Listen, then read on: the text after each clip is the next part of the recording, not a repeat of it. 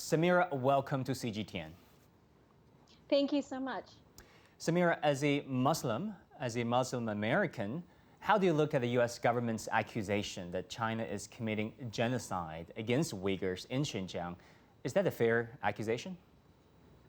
Well, first and foremost, they're arguing that China's de-radicalization programs and vocational programs constitute, quote unquote, genocide, which I find ridiculous. But besides that, there is just not enough evidence to support the Western claim of genocide. Even U.S. State Department lawyers, they weren't able to substantiate the claim. And Muslim majority countries, actually, not only have they commended China's Xinjiang policy, they've explicitly deemed it propaganda. China has invited a number of diplomats, and what they saw and heard in Xinjiang completely contradicted what was reported in the media. And then how do you look at this, forced labor narrative in Xinjiang's cotton industry that has been promoted by mainstream media in the West, that was, populated really by many politicians in the U.S.? Well, the forced labor narrative needs to be seen within the broader framework of the U.S. war on China, of which economic warfare plays a very central role. Now, they say that China is an even greater threat to U.S. interests than the USSR was during the Cold War because of China's economic power. So the U.S. seeks to weaken it economically.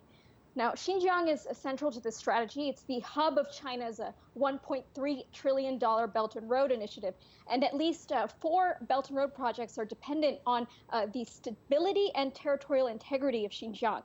Now, as far as cotton goes, Xinjiang accounts for 87% of China's cotton and around a quarter of global cotton supply. And it's also fundamental to Belt and Road in terms of job creation and overall development of the region. So targeting their cotton supply is two-pronged. Well, it has a two-pronged motive. One, weakening China economically and fostering the rise of separatist sentiment. And then, Sameera, how much do you think those elites in Washington, those Beltway policymakers, truly care about what they call human rights of those Uyghurs in Xinjiang? How much do they truly care about the well-being of people living there in Xinjiang? Well, as we've seen throughout history, the U.S. has invented claims of human rights abuses to justify intervention and regime change in foreign countries that we later learn to be false. So human rights is more often used as a political weapon than a genuine concern for the well-being of actual human beings.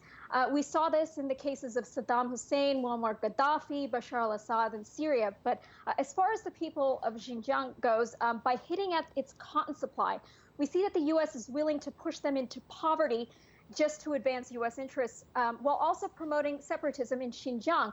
A couple of months ago, the National Endowment for Democracy issued a tweet saying, we've supported Uyghur Muslims since 2004, and specifically separatism. And they included a map of Xinjiang, and it showed it separated from China with the flag of, quote unquote, the so-called East Turkestan. So we see what the U.S.'s motives are. You yourself is a Muslim born, raised in America. How would you compare, the national policies, towards the Muslims and the Uyghurs, ethnic minorities in China, versus, those policies in the U.S.?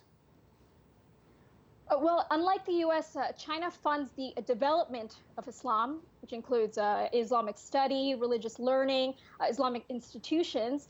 There are at least 10 Islamic institutes for higher learning in China. And then China also has a poverty alleviation program for Muslims, and specifically for Muslims in Xinjiang. I mean, this is unheard of in the U.S., and I grew up during the, quote, era of Islamophobia, right after the War on Terror. So I experienced firsthand what it was like for Muslims living in the U.S., and it's nothing compared to what China has.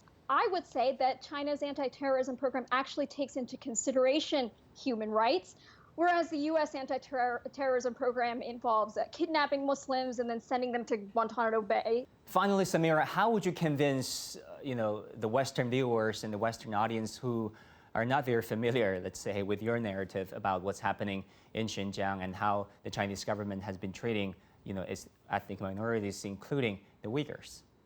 Yet I would tell them to look at history. Look at how many times the US has lied about human rights abuses in other countries to justify intervention, like I mentioned before.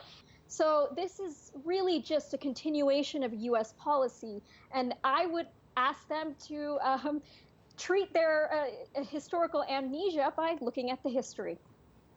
If you were given a chance to come visit Xinjiang, would you do it? I was going to mention that. Yeah, I would absolutely love to check out for myself what's going on and counter U.S. propaganda directly.